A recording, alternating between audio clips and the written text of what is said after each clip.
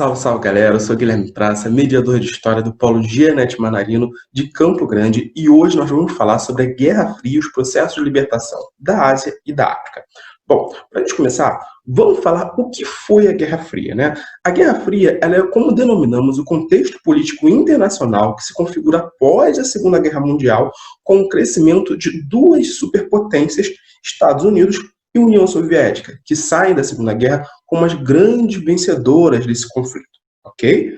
Bom, esses dois países jamais entraram em um conflito direto, mas travaram uma grande disputa no campo político e ideológico pela difusão de suas ideias e a conquista de zonas de influência durante todo esse período que a gente considera como a chamada Guerra Fria, beleza? Então, nesse cenário de disputas, construiu-se o que ficou conhecido como um mundo bipolar, dividido entre um bloco capitalista, liderado pelos Estados Unidos, e um bloco socialista, liderado pela União Soviética, ok? Bom, mas vamos lá. Já que a gente está falando de um período da história do século XX, por que a gente está falando aqui de um período que se inicia em 1947 e termina em 1991, com o fim da União Soviética? A gente está escolhendo esse marco temporal porque 1947 é o ano que o presidente dos Estados Unidos, Harry Truman, na época, faz um discurso posicionando os Estados Unidos frente a essa nova ordem política global, frente a esse mundo bipolar, onde ele vai falar que existiam dois modos de vida. Um modo de vida da liberdade, um modo de vida da democracia, que ele associa aos Estados Unidos, e um modo de vida do totalitarismo, um modo de vida onde uma minoria, que ele vai dizer, se opõe, né, pressiona, força de forma violenta uma maioria, que associa ao socialismo. E ele vai dizer nesse discurso que os Estados Unidos se posicionariam frente à liberdade, apoiando os povos livres que quisessem manter sua liberdade diante dessa tal ameaça que surgia. Bom, esse discurso ele vai ser muito impactante e para muitos historiadores vai significar, vai simbolizar o início desse período da Guerra Fria.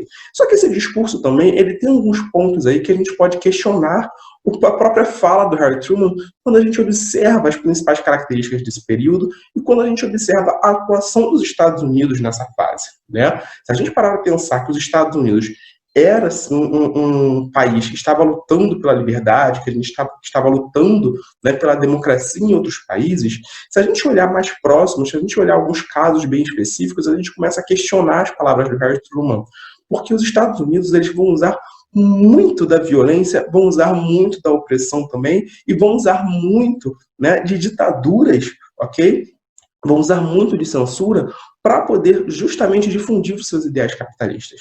Então, esse pensamento, dentro dessa proposta do Harry Truman, de luta pela liberdade, né, de salvar os países que se sentiam oprimidos, ele, na verdade, não era bem assim. Bom, mas vamos destrinchar um pouquinho melhor essa questão da Guerra Fria, para a gente entender um pouco mais o que foi isso, quais foram as características desse período histórico, tá? E por que, né, que os Estados Unidos usou tanta violência assim, em muitos casos. Vamos lá. Para a gente começar, vale a pena destacar que um dos grandes símbolos desse mundo bipolar que estava se configurando a partir da Segunda Guerra Mundial, no século XX, foi a divisão da Alemanha em 49 em dois países. De um lado, torna a República Democrática Alemã, que era um país socialista, e do outro a gente vai ter a capitalista República Federal da Alemanha, dividida fisicamente pelo Muro de Berlim. E vale a pena lembrar que já na Segunda Guerra Mundial, no finalzinho, pela Conferência de Potsdam, a Alemanha já havia sido dividida, fragmentada em 1945, em duas zonas de influência. De um lado, uma zona de influência capitalista, dividida entre Estados Unidos, Inglaterra e França, e do outro, uma zona de influência da União Soviética, uma zona de influência socialista. Então, conforme a Guerra Fria vai passando, conforme o século XX vai passando, essa divisão ela vai se aprofundando cada vez mais, até que é criada o próprio Muro de Berlim, né, que é justamente uma divisão já física, simbolizando bastante esse mundo bipolar, ok? Bom, outras características que a gente pode citar também nesse período são os conflitos indiretos, né? Como já afirmamos, tanto os Estados Unidos quanto a União Soviética nunca entraram em conflito armado direto. Mas, em compensação, eles passaram anos por disputas indiretas e através de zonas de influência, através de conquistas de territórios, né, com suas ideologias, com suas propagandas, o que foi muito importante para a Guerra Fria. Então, vamos citar agora alguns casos que podem ser importantes para o seu vestibular, como, por exemplo, A corrida armamentista, né, que foi responsável pela criação de armas de destruição em massa, onde Estados Unidos e União Soviética disputavam quem construíam as maiores armas. Nós temos nesse período também a corrida espacial, para ver quem chegava primeiro no espaço, quem mandava os primeiros satélites, os primeiros homens, né, e foi responsável pelo desenvolvimento de muitas tecnologias de ponta nesse período. Nós vamos ter também algumas alianças militares e alguns planos econômicos muito importantes para os dois lados. Por exemplo, do lado capitalista, nós vamos ter a criação do Plano Marshall, que vai ser uma ajuda econômica aos países da Europa, que os Estados Unidos vai fazer empréstimos a juros baixos para que os países europeus pudessem se recuperar após a Segunda Guerra Mundial e evitassem aquela ameaça do socialismo. Enquanto do lado socialista, a União Soviética vai liderar a chamada Comecon, né, que é a construção de um mercado unificado, de um mercado comum entre os países socialistas, para que eles também pudessem se desenvolver economicamente. E na questão da aliança militar, se de um lado nós vamos ter no bloco capitalista a OTAN, que é a Organização do Tratado do Atlântico Norte, do lado socialista nós temos o Pacto de Varsóvia, que também é um grupo armado, né, liderado pela União Soviética, que justamente visava se proteger de um possível ataque do bloco capitalista, beleza? Então, essas foram as divisões. Apesar do Pacto de Varsóvia nunca ter sido utilizado em alguma guerra, a OTAN, ao contrário, ela foi bastante utilizada. A OTAN foi utilizada em guerras como a Guerra da Coreia, por exemplo. E isso demonstra algumas características específicas do próprio comportamento dos Estados Unidos e da União Soviética frente a uma questão que estava também muito em alta nesse período, que é a questão das libertações coloniais. Bom, vamos lá. Ambos os países apoiaram essas independências, ambos os países apoiaram esses processos de libertação colonial, principalmente através de votos na ONU. Só que, do lado socialista, a União Soviética não chegou a enviar tropas, não chegou a enviar soldados para o campo de batalha para apoiar algum processo de independência. Ela foi muito mais de treinar guerrilheiros, treinar políticos, enviar dinheiro, enviar munição, enviar armas.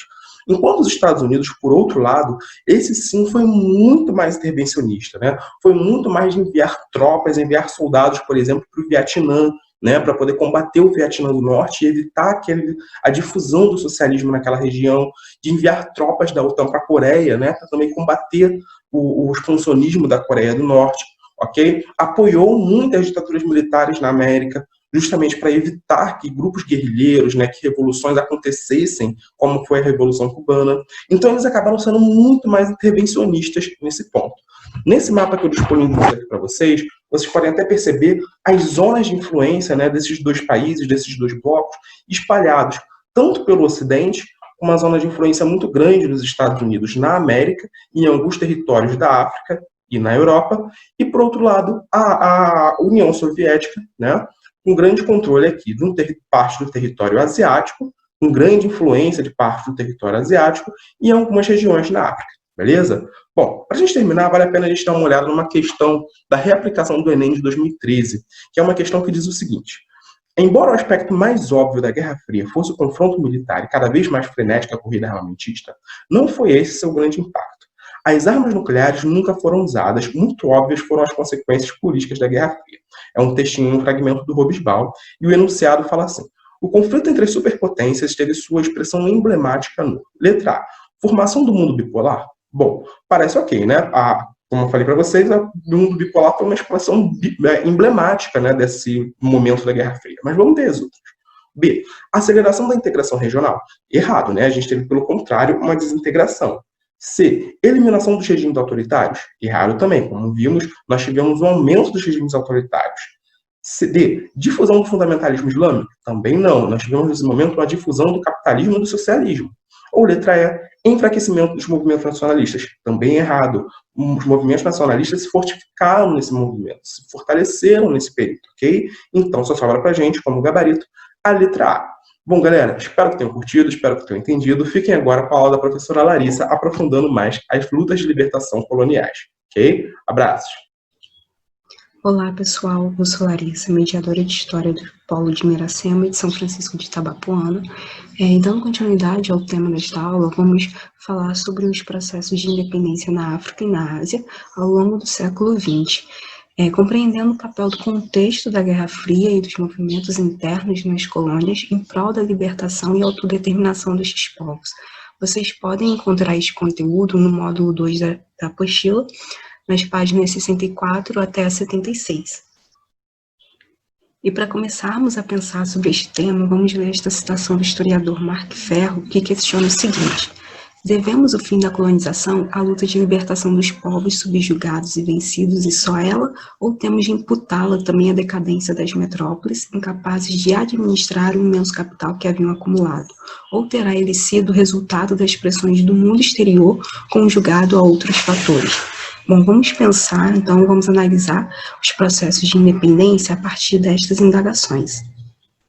Tendo, então, como precedente o contexto histórico debatido na aula da semana 29 sobre imperialismo e Primeira Guerra, veremos agora que, desde o fim do século XIX, movimentos políticos e guerrilhas se organizavam na África e na Ásia, reivindicando a libertação e autonomia dessas regiões, como podemos ver na charge aqui destacada, que enfatiza a ação conduzida pelos povos colonizados na África, expulsando os colonizadores europeus. Podemos afirmar que as ações constantes de resistência, como rebeliões, desobediência civil, luta armada, somadas ao crescimento de ideologias nacionalistas e antirracistas, como o pan-africanismo, o pan-arabismo e a negritude, contribuíram para a crise do colonialismo e para a emancipação da África e da Ásia. Além disso, as metrópoles europeias estavam enfraquecidas, enfrentando dificuldades econômicas e questões internas após as duas grandes guerras mundiais, sobretudo após a Segunda Guerra. A crença na superioridade do homem branco europeu e ideologias racistas foram perdendo força e sendo bastante criticadas depois da Segunda Guerra e queda do nazismo. E, por fim, a Guerra Fria também teve sua importância nas lutas anticoloniais do século XX, como o mediador Guilherme havia explicado anteriormente, na medida em que havia os interesses da União Soviética e dos Estados Unidos em ampliar seus respectivos blocos de países aliados, apoiando os movimentos de independência. As independências dos países africanos ocorreram a partir de diversas formas de luta, por exemplo, através da resistência pacífica, da não-violência aos moldes das ideias de Gandhi e fazendo acordos e tratados com as metrópoles visando a independência. Havia os casos também de luta armada e formação de guerrilhas contra os exércitos metropolitanos, como aconteceu com as colônias portuguesas de Guiné-Bissau, Angola e Moçambique. Muitas dessas guerrilhas tinham filiação socialista e isso levava à interferência de países como Estados Unidos, União Soviética, China, Cuba e até da África do Sul, que era controlada por uma minoria branca. Junto a isso, na região sul do continente se destacou a luta contra o apartheid, que vamos detalhar mais à frente. Em relação à luta anticolonial na África, vamos nos deter em alguns casos específicos do Império Colonial Português, cujas colônias foram as últimas a conseguirem a independência. De 1932 a 1974, Portugal viveu sob o regime ditatorial salazarista, que não se mostrou disposto a negociar as independências de suas colônias, mesmo enfrentando as forças guerrilheiras em confrontos que causaram milhares de mortes. Conforme as guerras de libertação se prolongavam em Angola, Moçambique e Guiné-Bissau, o desgaste da ditadura salazarista em Portugal se acentuou, culminando num golpe organizado pelas forças militares, que passou a ser chamado de Revolução dos Cravos. Aqui nós temos uma sequência mostrando os anos de independência das ex-colônias portuguesas na África. Guiné-Bissau em 1974, Cabo Verde, Angola, Moçambique e São Tomé e Príncipe em 1975. E cito Moçambique como um claro exemplo dos efeitos das disputas da Guerra Fria sobre a África, em que a Frente de Libertação de Moçambique, a Frelimo, partido de esquerda, liderou a independência do país, mas teve de enfrentar a oposição do grupo anticomunista Resistência Nacional Moçambicana, a Renamo, que era apoiado pela África do Sul e pelos Estados Unidos. Essa disputa gerou uma guerra civil que durou até 1992. Em relação à África do Sul e ao apartheid, a minoria branca desse país, que foi uma colônia britânica até 1961, formulou uma série de leis que resultaram na política do apartheid, se tornando um sistema legal na África do Sul de 1948 até 1992. A legislação estabeleceu acessos diferenciados para negros e brancos nas escolas, praias, clubes, ônibus, universidades, proibiu o casamento interracial e limitou o acesso à terra e à participação política às pessoas negras. As primeiras manifestações contra as leis segregacionistas foram organizadas pelo Congresso Nacional Africano, CNA, partido político fundado em 1913, cuja principal liderança foi Nelson Mandela. Em 1962, Mandela foi preso. 2 anos depois, foi julgado e condenado à prisão perpétua. A sua prisão repercutiu o mundo afora. A política racista do apartheid se tornou uma questão internacional, levando ao impedimento da África do Sul em participar dos Jogos Olímpicos de 1972 e a sanções e bloqueios econômicos contra este país. Em 1990, após forte pressão internacional, Mandela foi libertado, e em 1992, um plebiscito determinou o fim do apartheid, e nas eleições do ano seguinte, Mandela foi eleito presidente da África do Sul. Em relação às independências na Ásia, vamos focar no caso da Índia. Antes da independência, o território da Índia correspondia ao que hoje é o Paquistão, Bangladesh, Mianmar e a Índia. Esse território foi de controle da coroa britânica desde 1858. A oposição ao domínio colonial da Inglaterra era realizada pelo Partido do Congresso, fundado em 1885 e dirigido por membros da elite intelectual indiana formada nas universidades britânicas. No contexto de disputas étnicas e políticas em que a parcela muçulmana da população não se sentia representada pelo Partido do Congresso e os mesmos discordavam das crenças hindu, ganhou destaque o advogado indiano chamado de Mahatma Gandhi. Durante os anos de 1920 até 1930, Gandhi tomou a frente da campanha pela independência da Índia, tornando-se a principal liderança do Partido do Congresso. Ele defendia a estratégia de não violência, a resistência pacífica e a não cooperação com os colonizadores ingleses. A população, seguindo a liderança de Gandhi, promoveu greves, jejuns e boicotes aos produtos ingleses, recusando-se também a pagar impostos.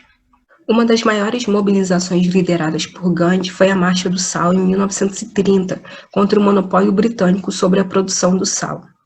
Gandhi e seus apoiadores percorreram quase 400 quilômetros em direção ao mar em forma de protesto. Cerca de 50 mil pessoas, incluindo Gandhi, foram presas sem reagir à violência policial. Devido às enormes pressões dos movimentos indianos contra o colonialismo e o enfraquecimento econômico da Inglaterra após a Segunda Guerra, a coroa britânica reconheceu a independência da Índia em agosto de 1947. Mesmo após a independência, conflitos entre muçulmanos e hindus permaneceram e levaram à divisão do país em 2 estados independentes, a Índia de maioria hindu e o Paquistão de maioria muçulmana, ocupando a região norte e nordeste. Em 1971, o governo indiano apoiou a separação do território oriental do Paquistão, originando um novo país chamado Bangladesh. A Guerra Fria acirrou os conflitos, fazendo com que o Paquistão se aproximasse dos Estados Unidos e a Índia da União Soviética. E nesta disputa, em 1974, a Índia fez seu primeiro teste com uma bomba nuclear e o Paquistão fez o mesmo em 1998. A dominação colonial deixou marcas na África e na Ásia, com alterações econômicas, sociais e culturais, somadas às fronteiras políticas estabelecidas pelos colonizadores, transformando profundamente esses continentes. Então, após as independências, esses países tiveram que enfrentar ainda diversos desafios, como conflitos étnicos e religiosos, guerras civis, interesse das ex-metrópoles em permanecer explorando as riquezas destes territórios, interferindo na autonomia política e econômica dos países, ainda que de forma indireta. E para encerrarmos esta aula, vamos resolver esta questão do Enem 2012, que está na apostila na página 84. O enunciado diz o seguinte: o cartoon publicado em 1932 ironiza as consequências sociais das constantes prisões de Mahatma Gandhi pelas autoridades britânicas na Índia, demonstrando, letra A ineficiência do sistema judiciário inglês no território indiano. A letra A está errada, porque o próprio enunciado e a charge apontam para a eficiência da aplicação de leis de repressão contra Gandhi e contra a luta por independência. Letra B, o apoio da população hindu à prisão de Gandhi. A letra B também está errada, porque na charge a população hindu é representada com as feições de Gandhi, com o intuito de demonstrar o apoio que ele tinha. A letra C diz: o caráter violento das manifestações hindu frente à ação inglesa. A letra C também está errada, porque tanto a charge quanto o que a gente acabou de estudar, a gente viu que o que predominou no processo de independência da Índia foi a resistência pacífica e o não uso da violência. A letra D diz a impossibilidade de deter o movimento liderado por Gandhi. A letra D está correta, porque o chargista enfatiza a inutilidade da repressão na medida em que o movimento pela independência da Índia só ganhava força e adeptos dos ideais de Gandhi. Então, a letra D está correta. Mas a letra E diz a indiferença das autoridades britânicas frente ao apelo popular hindu. A letra E está errada, né, porque contradiz a própria letra D e ao conteúdo da charge, que mostra o inglês Lord Willingdon, que era vice-rei da Índia, um dilema entre reprimir os protestos, prendendo Gandhi, ou sucumbir às forças das manifestações pela independência. Então é isso, pessoal. Essa foi a nossa aula de hoje. Ativem o sininho, estudem, anotem suas dúvidas e procurem um mediador ou a mediadora de história do seu polo. Tchau, tchau.